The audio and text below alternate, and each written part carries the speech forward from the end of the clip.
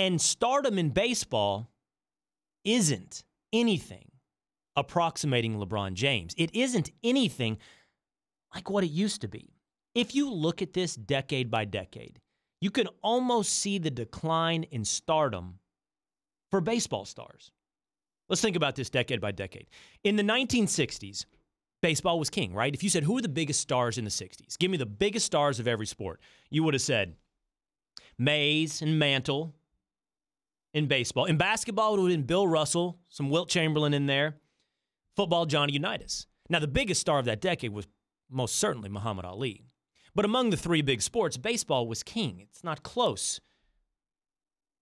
In the 70s, it does begin to get close. You'd say it's Hank Aaron,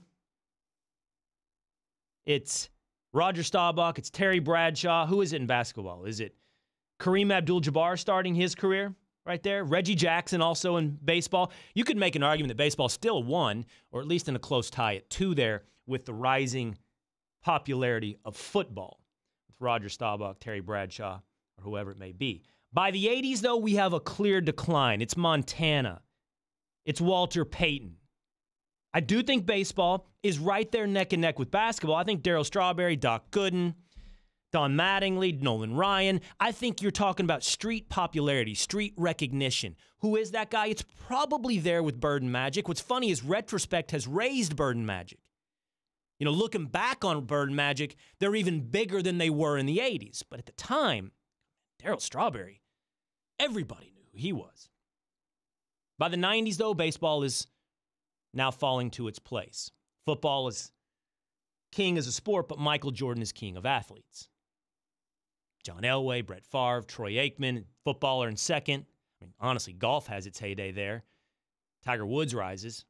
In the 2000s, Tiger Woods comes to reign. But baseball, what? Barry Bonds, McGwire, Jeter, you got to say they're coming in third. And by the 2000s now, you're looking at LeBron is king. Brady and Manning follow, probably in second.